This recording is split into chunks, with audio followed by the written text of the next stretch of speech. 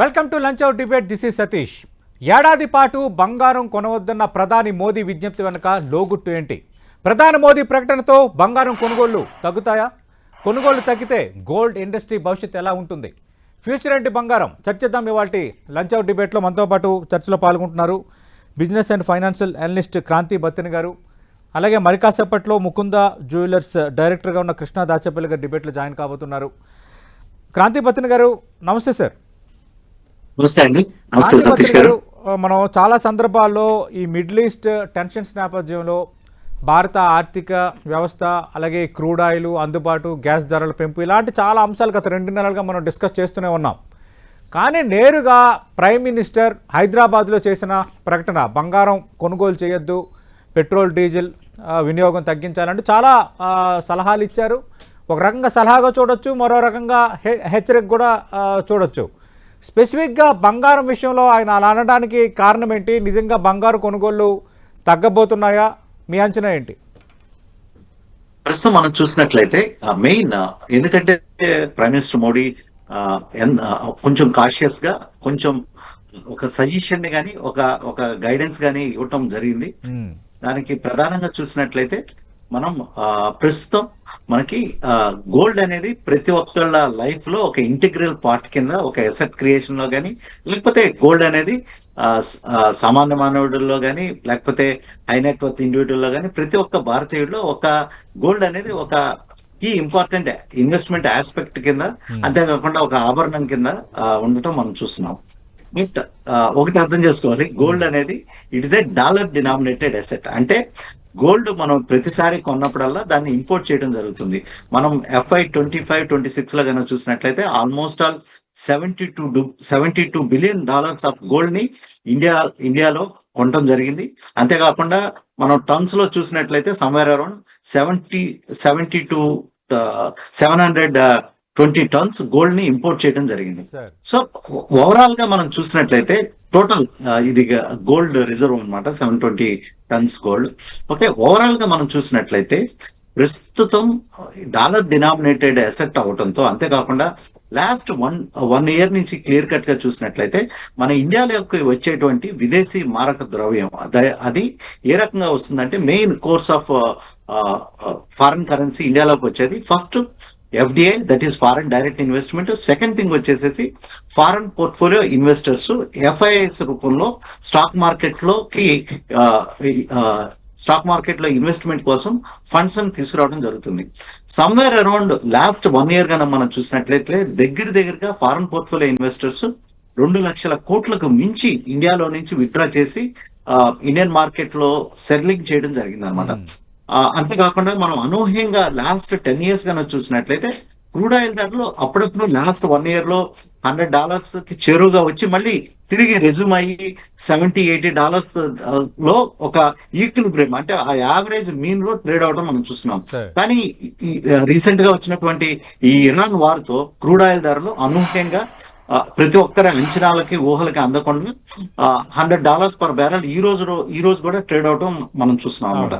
So అందువల్లనే foreign portfolio investors ఒకవైపు నుంచి ఇండియాలో నుంచి అమ్మకాలు చేయటం, అంటే డాలర్ కి డిమాండ్ రావడం, అంతేకాకుండా మనం ఏదైతే క్రూడ్ ఆయిల్ కి ప్రతిరోజు క్రూడ్ ఆయిల్ ని కన్జ్యూమ్ చేయటం ఉండటంతో అది కూడా డాలర్ డినామినేటెడ్ కమోడిటీ కాబట్టి ప్రస్తుతం ప్రధానమంత్రి మోడీ, ఎందుకంటే గోల్డ్ ఈజ్ ఒకటి అర్థం చేసుకోవాలి, gold is a not a necessary, okay, it is A discretionary. అంటే మనకి డబ్బులు ఎక్కువైనప్పుడు గోల్డ్ కొంటాం.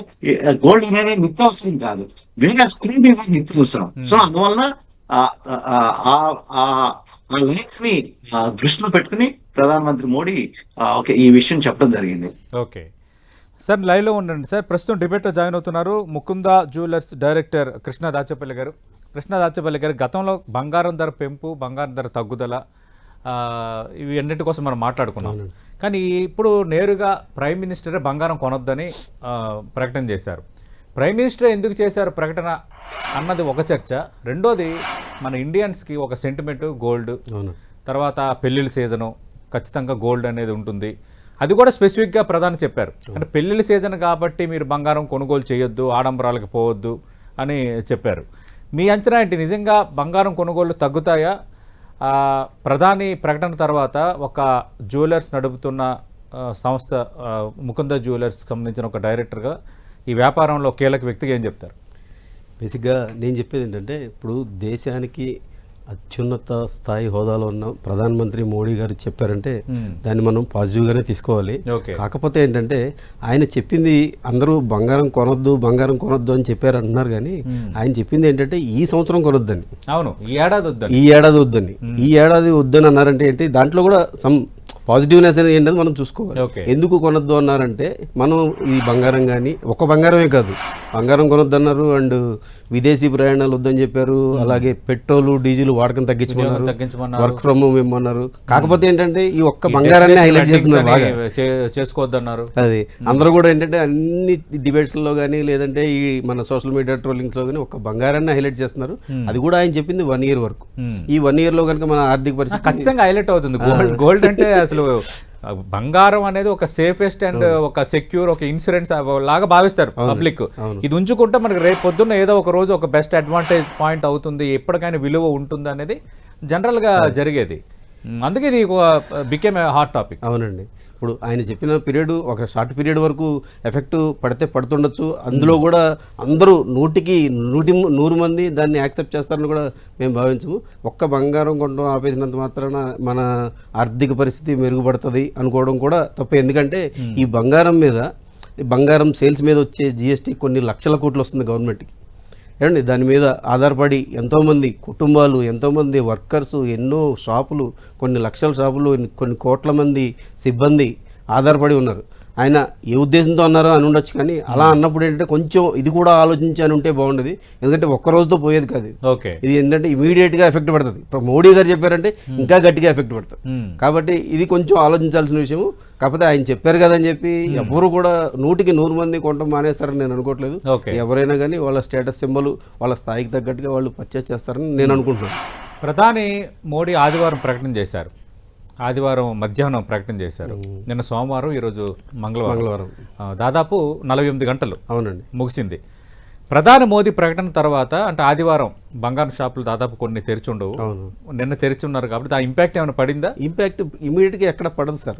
ఇప్పుడు ఆయన వద్దన్నారు కదని ఎవరు కొనడం మానరు. కాకపోతే ఏంటంటే ఇప్పుడు లాంగ్ టర్మ్లో ఏమైనా పడుతుంది ఏమో తెలియదు, కానీ ఇమీడియట్గా పడుతుంది. ఎందుకంటే అన్ని కొన్ని ఒప్పందాలు ఉంటాయి. ఇప్పుడు సపోజ్ మ్యారేజ్ సీజన్ మనం అనుకున్నాం, ఇప్పుడు ఇందాక మనం మ్యారేజ్ సీజన్ అనుకున్నాం. ఇప్పుడు కొన్ని మ్యారేజ్ సీజన్ అంటే నిన్న అనుకుని వాళ్ళు చేసుకునేది కాదు పెళ్లి, దానికన్నా ఒక 5-6 months బిఫోర్ చేస్తారు. తర్వాత నగలు చేయించుకుంటారు ఆర్డర్ ఇచ్చిన డిజైన్స్ లో, ప్లస్ వాళ్ళ ఒప్పందాలు ఉంటాయి. ఇంత బంగారం పెట్టాలని, లేదంటే ఇంత డబ్బులు ఇవ్వాలని, లేదంటే ఏదైనా అసెట్స్ ఇవ్వాలని వాళ్ళ ఒప్పందాలు ఉంటాయి. ఇప్పటికిప్పుడు ఎవరో ఆపరు కదా సార్.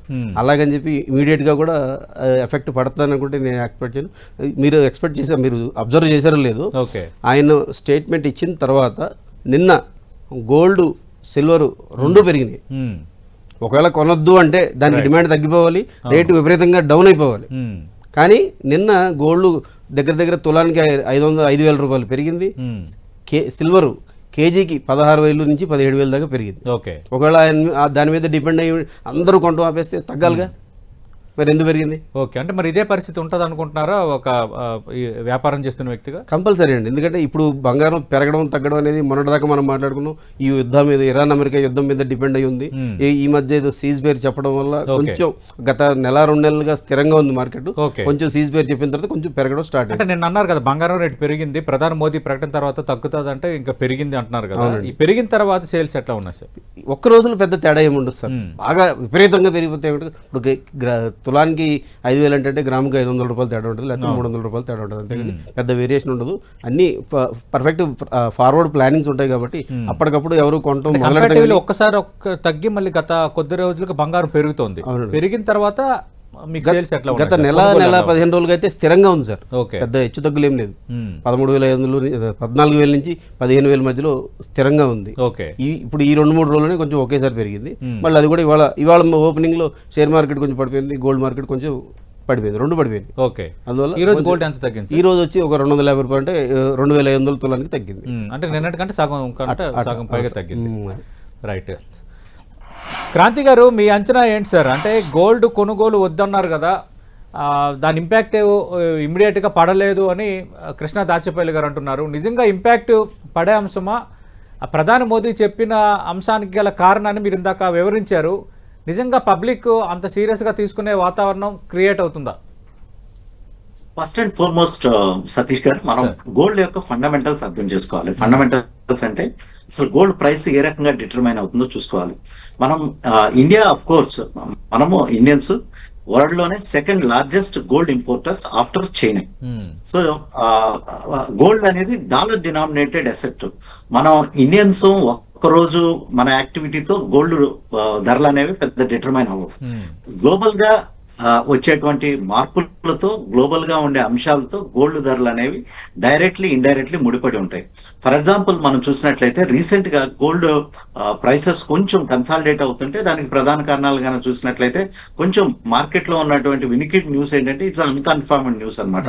ఎందుకంటే లాస్ట్ 5 years లో రష్యన్ సెంట్రల్ బ్యాంక్స్ బాగా గోల్డ్ ని పర్చేజ్ చేసి మళ్ళీ తిరిగి వాళ్ళు ప్రాఫిట్ బుకింగ్ చేస్తున్నట్లుగా అన్కన్ఫర్మ్డ్ న్యూస్ రావటం మార్కెట్ లో చూడటం జరిగింది. సో ఈ గ్లోబల్ సెంట్రల్ బ్యాంక్స్ అంటే ప్రతి కంట్రీ యొక్క రిజర్వ్ బ్యాంకు సెంట్రల్ బ్యాంక్స్ ఏ రకంగా బిహేవ్ చేస్తాయి కూడా ఒక ప్రధాన అంశం కింద మనం చూడాలి. సో రానున్న రోజుల్లో నెక్స్ట్ మనం అనూహ్యంగా ఇప్పుడు కనుక ప్రస్తుతం మనం చూస్తే కనుక లాస్ట్ 10 years లో క్రూడ్ ఆయిల్ ప్రైసెస్ ఎప్పుడు $100 per barrel ఎప్పుడు వెళ్ళలేదు. కానీ అనూహ్యంగా లాస్ట్ 60 days లోనే క్రూడ్ ఆయిల్ ధరలు ఎప్పుడు $120 per barrel దాకా వెళ్ళటం మనం చూస్తున్నాం. సో అందువల్ల ఇక్కడ ఏంటంటే టూ మనీ మూవింగ్ పార్ట్స్ ఉన్నాయి అనమాట. సో క్రూడ్ ఆయిల్ ఉండటం వల్ల గోల్డ్కి వచ్చిన ప్రాబ్లం ఏంటంటే crude oil again it's a dollar denominated asset. Crude oil ఇంకా ధరలు పెరిగితే కనుక డాలర్ కి డిమాండ్ అనేది పెరుగుతుంది. అందుకే దీన్ని పెట్రో డాలర్ అంటాం మనం. సో క్రూడ్ ఆయిల్ పెరిగినప్పుడు డాలర్ కి డిమాండ్ పెరుగుతుంది. డాలర్ కి డిమాండ్ పెరిగినప్పుడు గోల్డ్ డౌన్ అవుతుంది, గోల్డ్ కన్సల్టేట్ అవుతుంది. సో అందువల్ల ఈ ఇంపోర్ట్ రిలేటెడ్ పార్ట్స్ అనేవి ఉన్నాయి.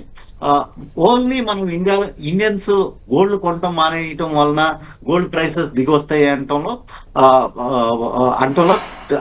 కంప్లీట్ గా ట్రూత్ అనేది చాలా తక్కువ ఉంటుంది.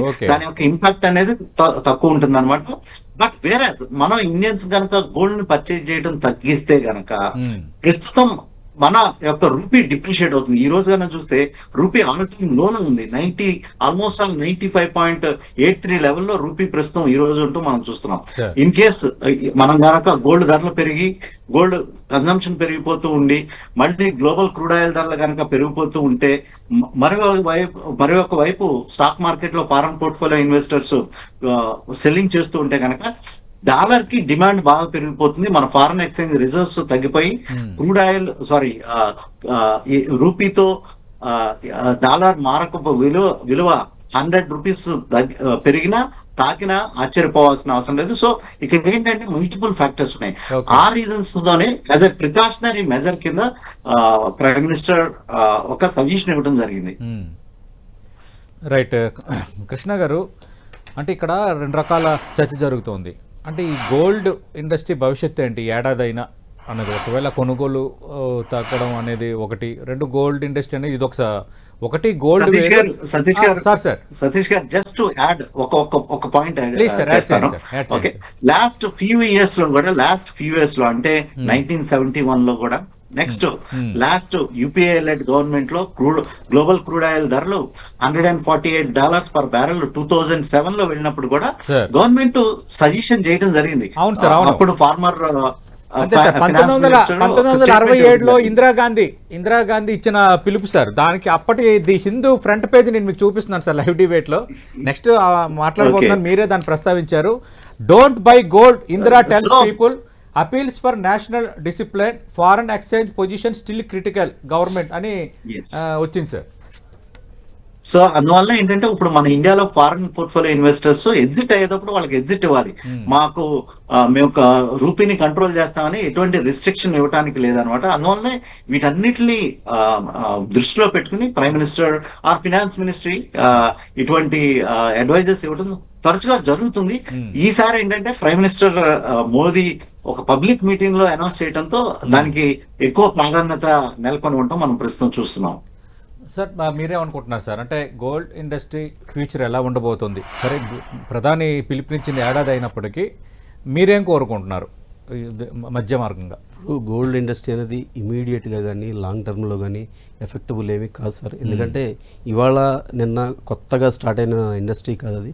కొన్ని వందల సంవత్సరాల నుంచి ఉంది ఇండస్ట్రీ. ఇవాళ ఒక స్టేట్మెంట్ వల్ల ఇండస్ట్రీ ఒకేసారి పడిపోతుందా అనడానికి అసలు అర్థమే లేదు. ఎందుకంటే ఇప్పుడు ఆయన మీద అభిమానం స్టేట్మెంట్ ఇచ్చిన సాక్షాత్ దేశ ప్రధాని ఇచ్చారు. అవును, మీరు సహకరించాలి దేశానికి అంటున్నారు, కారణాలు కూడా చెప్పారు ఆయన. కరెక్టే. ఈ రోజు కనుక మీరు చూడండి, నేను వచ్చేటప్పుడు కుకట్పల్లిలో బయలుదేరితే ఇక్కడికి రావడానికి 1.2 hours పట్టింది. మరి పెట్రోల్ డీజిల్ వాడద్దన్నారు కదా, కార్లు అందరూ ఇంట్లో పెట్టేసి మరి మెట్రోలో తిరగాలి కదా. అవును, మరి తిరిగారా జనం? నేను కార్లోనే వచ్చాను చెప్తున్నా. అసలు ఓకే, అంటే ఇమీడియట్ ఇంపాక్ట్ ఏది ఉండదు. అలాగే ఇండస్ట్రీకి ఏమీ ఇబ్బంది ఉండదు. ఎందుకంటే ఒక రోజుతో వచ్చేది ఒక రోజుతో పోయేది కాదు. నేను ఒక గోల్డ్ గురించి మాట్లాడలేదు, ఒక బిజినెస్ మ్యాన్గా మాట్లాడలేదు, క్యాజువల్గా చెప్తున్నాను అది. ఎందుకంటే ప్రధానమంత్రి మోడీ చెప్పారంటే దానికి ఏదో గూఢార్థం ఉంటుంది. ఎందుకంటే దేశ భవిష్యత్తును దృష్టిలో పెట్టుకుని దేశం మీద అభిమానం ఉంటే, దేశం మీద భక్తి ఉంటే మీరు పాటించండి అన్నారు. దాన్ని నేను యాక్సెప్ట్ చేస్తాను ఒక భారత పౌరుడుగా. కాకపోతే ఏంటంటే యాక్సెప్ట్ చేయడం అంటే మీరు కూడా కొనుగోలు అంటే మీరు కూడా అమ్మడం తగ్గిస్తారా? అమ్మడం తగ్గడం కాదు సార్. ఇప్పుడు ఏదైతే ఆయన చెప్పారో దానికి వీలైనంత వరకు మనం సహకరించడానికి ప్రయత్నం చేస్తాం. కాంటెక్స్ట్ ఏంటంటే సహకరించడం అంటే ఏ రూపంలో, ఎలా? ఇప్పుడు సపోజ్ మెట్రోలో ప్రయాణం చేయమన్నారు, మనం వీలైనంత వరకు మనకు మెట్రో ఫెసిలిటీ ఉంది, మెట్రోలో ప్రయాణం చేస్తాం. మనం ఏది చేయగలిగితే అది చేస్తాం. విదేశీ ప్రయాణాలు ఆపేయమన్నారు, విదేశీ ప్రయాణాలు ఆపేస్తాం. ఓకే, అట్లా మీరు ఆలోచిస్తున్నట్టే కొనుగోలుదారులు కూడా ఆలోచిస్తారు కదా. అందరూ బంగారం కొనుగోలు వద్దన్నారు, మోడీ ఎందుకు చెప్పారు? దేశ రక్షణ కోసం, దేశ ఆర్థిక సుస్థిరత కోసం అంటూ ఆలోచించే పబ్లిక్ కూడా ఉంటారు కదా. మోడీ మాటని నేను కూడా ఒక దైవ వ్యాఖ్యలాగా ఫాలో అయ్యే వాళ్ళు కూడా ఉంటారు కదా. అవునండి, 100% ఉండరు కదా. అఫ్ కోర్స్ ఫాలో అవుతే దేశం బాగుపడితే అందరం బాగుపడతాం, మంచిదే. ఆయన చెప్పారంటే మనం నో అని చెప్పం. కాకపోతే ఏంటంటే ఇమీడియట్ గా ఆయన చెప్పినందువల్ల బంగారం యొక్క ఇండస్ట్రీకి ఎఫెక్ట్ ఏమి పడదు, పక్కా నేను చెప్తున్నాను. ఓకే సార్, ఇప్పుడు ఇక్కడ రెండోది క్రాంతి గారు, అంటే మన ఒకటి విదేశీ మారకద్రవ్య కొరత, పెరుగుతున్న దిగుమతుల భారం, ఆర్థిక అస్థిరత, ఇలాంటి కారణాలు ఉన్నప్పుడు మాత్రం ఇలాంటి పిలుపునిస్తారని నిజంగా దేశంలో ఆ పరిస్థితి ఉందా? ఏడాది పాటు ప్రధాని వద్దనటానికి ప్రధాన కారణం ఇదే అయి ఉండొచ్చా? చాలా ఇంపార్టెంట్ అంశం మీరు సతీష్ గారు చెప్పారు. కానీ ఏంటంటే ఇట్స్ ఎ ప్రికాషనరీ మెజర్ అన్నమాట. మనం ఈ మిడిల్ ఈస్ట్ లో వార్ అనేది నార్మల్ గా ప్రతి ఒక్కళ్ళు 10-15 days లో అయిపోతుంది అనుకున్నాం. ఈ రోజుకి ఆల్మోస్ట్ 2 months అవుతుంది. కానీ ఏంటంటే ఎటువంటి ఈ యుద్ధ వాతావరణం కానీ ఆ జియో పొలిటికల్ ఎస్కలేషన్స్ ఏదైతే పెరిగినాయో అది తగ్గుముఖం చూపించలేదు. ఇంకా nobody sure straight of Hormuz ఎట్లుంది, అక్కడ ఫ్రీ పాసింగ్ ఎట్లుంది అనేది ఇంకా తెలియట్లేదు. ఇట్స్ ఏ కంప్లీట్ అన్క్లియర్డ్ రిపోర్ట్స్ వస్తున్నాయి, అన్కన్ఫర్మ్డ్ రిపోర్ట్స్ వస్తున్నాయి. సో అందువల్ల as a precautionary measures in case, for example take it as a ఒక హైపోథెటికల్ సిచ్యువేషన్ కింద తీసుకుని క్రూడ్ ఆయిల్ ధరలు గ్లోబల్ న్యూస్ ఏజెన్సీ రిపోర్ట్స్ ప్రకారం కానీ, రీసెర్చ్ ఏజెన్సీ రిపోర్ట్స్ ప్రకారం కానీ $125-150 ఆర్ ఇంకా ఎలివేటెడ్ లెవెల్స్ కి వెళ్ళి ఎక్కువ కాలం కనుక ఉంటే కనుక ఆ ప్రైస్ లో మనం చేయాల్సినటువంటి మెజర్స్ ఏంటి? సో అందువల్ల యాజ్ అ ప్రికాషనరీ మెజర్స్ కింద ఈ సజెషన్ అనేది ఇవ్వటం జరిగింది ప్రైమ్ మినిస్టర్ మోడీ గారు. ఇన్ కేస్ ఈ global crude oil prices elevated levels అంటే ఎక్కువ ధరల్లో ఎక్కువ టైం అనుకుంటే కనుక డెఫినెట్ గా ఒక నీజర్క్ రియాక్షన్ అనేది రావడానికి, మన ఇండియన్ ఎకానమీకి రావడానికి అవకాశం ఉంది. ఎందుకంటే మనం 95% ఆఫ్ ద క్రూడ్ ఆయిల్ ని అగైన్ మనం ఇంపోర్ట్ చేసుకుంటాం. సో అందువల్ల దీన్ని డబల్ వ్యామీ అంటారు, అంటే రెండు వైపుల నుంచి ఇబ్బంది పడుతున్నాం. అందుకే యాజ్ అ ప్రికాషనరీ మెజర్ కింద ప్రైమ్ మినిస్టర్ మోడీ ఈ స్టేట్మెంట్ చేయడం జరిగింది. బహుశా ఇక్కడి నుంచి కూడా ఇండియాని మంచి ఇన్వెస్ట్మెంట్ డెస్టినేషన్ గా కూడా చేయడానికి అవకాశం ఉంది. ఎందుకంటే మనం ఎక్కువ ప్రెషర్ వచ్చినప్పుడే గుడ్ డెసిషన్స్ తీసుకుంటుంది మన గవర్నమెంట్ ఎప్పుడైనా. సో ఈ ప్రెషర్ తో అయినా ఇంకా ఇండియాలో ఉన్నటువంటి ఫారెన్ పోర్ట్ఫోలియో ఇన్వెస్టర్స్ ఎందుకు ఎగ్జిట్ అవుతున్నారు, ఓకే, ఆ రీజన్స్ ని చూసి మళ్ళీ ఫారెన్ పోర్ట్ఫోలియో ఇన్వెస్టర్స్ తిరిగి వస్తే కనుక మళ్ళీ రూపీకి డిమాండ్ వస్తుంది. అంతేకాకుండా క్రూడ్ ఆయిల్ ప్రైసెస్ కనుక ఏమాత్రం తగ్గుముఖం పట్టినా మళ్ళీ రెజ్యూమ్ అవడానికి అవకాశం ఉంది. సార్, ఒక సీనియర్ అనలిస్ట్గా ఈ రంగానికి సంబంధించి అంచనాలు వేయటంలో సిద్ధస్తుడిగా ఒక మాట చెప్పండి సార్. ప్రధాని మోదీ పిలిపించారు కాబట్టి కొనుగోలు చేయటం అనేది కామన్ పబ్లిక్ తగ్గిస్తారా? ఒకవేళ అదే జరిగితే దేశంలో బంగారంపై ఇంపాక్ట్ ఎలా ఉండొచ్చు? ఇంట్రెస్టింగ్ క్వశ్చన్ సతీష్ గారు. బట్ వన్ థింగ్ ఏంటంటే గోల్డ్ ఈజ్ నాట్ ఏ నిత్య అవసరం కాదు. ఓకే, ఒకటి గుర్తుపెట్టుకోవాలి, మన దగ్గర ఎక్స్ట్రా డబ్బులు ఉన్నప్పుడే బంగారు షాప్ కి వెళ్తాం. Okay, so but at the same time prestige and secure and కష్టం. Safe haven, gold is safe haven. Kranti గారు ప్లీజ్. ఓకే, సేఫ్ హెవెన్ ఎప్పుడు, మీరు చెప్పిందా అది, నేను సేఫ్ హెవెన్ అనేది ఎప్పుడు చూస్తానంటే, ఓకే నా దగ్గర ఎక్కువ డబ్బులుండి extra disposable income, it is a gold is called as a discretionary spending. Okay, it's not a non discretionary spending. ఈ రోజు నేను గోల్డ్ కనుక్కోతే కడుపు నిండదంటానికి లేదు. ఓకే, సో వేరే నా ప్రయాణం ఆగిపోతే ఇబ్బంది. క్రూడ్ ఈజ్ మచ్ ఎసెన్షియల్ అన్నమాట గోల్డ్ కంటే. సో బట్ ఏంటంటే అందువల్లనే ఆ ఉద్దేశంతోనే ప్రధాని మోడీ ఓకే ఈ సజెషన్ ఇవ్వడం జరిగింది. అంటే పబ్లిక్ ఎట్లా ఆలోచిస్తారు సార్? పబ్లిక్ ఎలా తీసుకుంటారు? కొనుగోలు చేయడం అనేది తగ్గిస్తారా? సార్ వన్ థింగ్, మనం మల్టిపుల్ ఫ్యాక్టర్స్ చూడాలి. ఓకే, ఇది ఏంటంటే ఒక రోజులో ప్రైమ్ మినిస్టర్ మోడీ సండే ఈ స్టేట్మెంట్ ఇవ్వటం, ఓకే ఇంకా మనకు 48 hours కూడా కంప్లీట్ కాలేదు. ఈ ఇమీడియట్ గా మనం ఇంపాక్ట్ ఎంత వరకు ఉంటుంది అనేది చెప్పడం చాలా కష్టం, ఎందుకంటే మల్టిపుల్ మూవింగ్ ఫ్యాక్టర్స్ అనేవి ఉన్నాయి. ఇన్ కేస్ ప్రైసెస్ కనుక బాగా పెరిగిపోతే గవర్నమెంట్ ఇప్పుడు సజెషన్స్ ఇచ్చింది, రిస్ట్రిక్షన్స్ కూడా పెట్టడానికి అవకాశం ఉంది. ఇన్ కేస్ కనుక అవుట్ ఆఫ్ ద కంట్రోల్ వెళ్తే కనుక these are all hypothetical case studies మాత్రమే, ఒక ఇన్వెస్టిగేషన్స్ మాత్రమే. In case out of the control వెళ్ళింది అనుకోండి crude oil prices, they might impose restrictions also, or import duties ని పెంచుతారు, టాక్సెస్ ని పెంచుతారు. టాక్సెస్ పెంచితే కనుక ఆల్మోస్ట్ కన్వెన్షన్ జరుగుతుంది. సో ఇవన్నీ ప్రీమెచ్యూర్ టు స్టేట్స్. కానీ ఏంటంటే next couple of weeks, next 1 month places ఏ రకంగా ఉంటాయి, మన యొక్క ఫారెన్ ఎక్స్చేంజ్ రిజర్వ్స్ ఏ రకంగా ఉంటాయి, రూపీ బిహేవియర్ ఏ రకంగా ఉంటాయి, ఈ ఫ్యాక్టర్స్ అన్ని ఇన్ఫ్లుయెన్స్ చేయబోతుంది. కృష్ణ దాచపల్లి గారు, అంటే 1967 ఇన్సిడెంట్ మీకు చెప్తున్నాను, అలాగే ది హిందూలో వచ్చిన బ్యాండ్ రైటం కూడా చెప్పాం, అలాగే 2013లో అప్పుడు ఉన్న కాంగ్రెస్ యూపీఏ సర్కార్ కూడా అదే పిలుపునిచ్చింది. కానీ ఇందిరాగాంధీ టైంలో ఏంటంటే ఈ బంగారంపై మోజు తగ్గించడానికి, స్మగ్లింగ్ని అరికట్టడానికి గోల్డ్ కంట్రోల్ యాక్ట్ లాంటి ఒక కఠినమైన చట్టాన్ని అమలు చేసింది. అంటే ఇది సీరియస్గా పిలుపునిచ్చిన దాన్ని అమలు చేయాలి అని. అంటే ఇప్పుడు ప్రైమ్ మినిస్టర్ మాట్లాడారు కాబట్టి దాని మీద ఖచ్చితంగా ఒక మూవ్ అనేది ఉండొచ్చు కంపల్సరీ. ఒకవేళ ఒక వ్యాపారస్తుడిగా మీరేం చెప్తారు సార్, ఒకవేళ అలాంటి యాక్ట్ అమలు చేసే పరిస్థితి వస్తే మీరు కోరుకున్నది ఏంటి? నేను ఒకటి అనుకుంటున్నానండి, మీకు గుర్తుందో లేదో, మనం డిమానిటైజేషన్ వచ్చినప్పుడు ఇదే బీజేపీ గవర్నమెంట్ టైంలో మోడీ గారు ఉన్నప్పుడు డిమానిటైజేషన్ జరిగింది. డిమానిటైజేషన్ తర్వాత పెద్ద నోట్లు రద్దు చేసేసారు. అవును, రద్దు చేసేసి అలా ఊరుకోలేదు కదా, ఆల్టర్నేటివ్ మళ్ళీ 2000 రూపీస్ నోట్ని రిలీజ్ చేశారు. నెక్స్ట్ మళ్ళీ 2000 ఇందిరాగాంధీ ఏం పిలిపించిందంటే ప్రభుత్వ బాండ్లు కొనుగోలు చేయండి, వేరే చోట పొదుపు చేసుకోండి అంటే ఆమె ఇచ్చిన పిలుపు. ప్రతిదానికి ఒకటి ఆల్టర్నేటివ్ అనేది ఉంటుంది, అది కూడా వాళ్ళే సూచిస్తారు. ఇప్పుడు 2000 రూపీస్ నోట్స్ తీసేసినప్పుడు మళ్ళీ 500 నోట్స్ మళ్ళీ కొత్త రిలీజ్ చేస్తారు. అలాగే నేను కూడా ఏమనుకుంటున్నా అంటే, ఇప్పుడు తాత్కాలికంగా బంగారం కొనొద్దన్నారు, ఫ్యూచర్ లో ఇప్పుడు ప్రజెంట్ బాగా 22 క్యారెట్ బాగా నడుస్తుంది, ఆ 22 క్యారెట్ ప్లేస్ లో 18 క్యారెట్ కానీ 9 క్యారెట్ కానీ కొనుక్కోండి అని చెప్పి మళ్ళీ వాళ్ళే పిలిపివచ్చు. అలా ఆల్టర్నేటివ్ కంపల్సరీ వాళ్ళే సూచిస్తారు. ఎందుకంటే రేటు పెరుగుతున్నప్పుడు అంటే దాన్ని బర్డెన్ తగ్గించాలన్న ఉద్దేశంతో క్వాలిటీలో గవర్నమెంటే మనకి పర్మిషన్ ఇచ్చింది. 22 బదులుగా మీరు 18 క్యారెట్ 9 క్యారెట్ కూడా ఇంప్లిమెంట్ చేయండి అని పర్మిషన్ ఇచ్చింది, కాబట్టి దాన్ని ఇంప్లిమెంట్ చేస్తారని నేను అనుకుంటున్నాను. రైట్, చూద్దాం సార్. సతీష్ గారు పాయింట్ యాడ్ చేస్తాను. 1933లో అమెరికాలో ప్రెసిడెంట్ రూజ్వెల్ట్ ప్రెసిడెంట్ కింద ఉన్నప్పుడు 1933లో అమెరికాలో గోల్డ్ కొనటం కంప్లీట్ గా బ్యాన్ చేశారు 1933లో. ఓకే, ఈ ఆర్డర్ పేరు గోల్డ్ ఎక్స్ప్రోప్రియేషన్ ఆర్డర్ అన్నమాట. సో ఒక్కోసారి గవర్నమెంట్స్ ఇటువంటి మెజర్స్ కూడా తీసుకోవడం జరుగుతుంది అనమాట. ఇదేం కొత్త కాదు, హిస్టరీ ఫైనాన్షియల్ హిస్టరీ కానీ చూస్తే కనుక అప్పుడప్పుడు గవర్నమెంట్స్ ఇటువంటి మెజర్స్ తీసుకోవడం జరుగుతుంది. గ్రేట్ డిప్రెషన్ అప్పుడు ఇది చేయడం జరిగింది అనమాట. బట్ ఏంటంటే ఇప్పుడు మనం ఒక అన్యూజువల్ టైమ్స్ లో ఉన్నాం, అది అర్థం చేసుకోవాలి.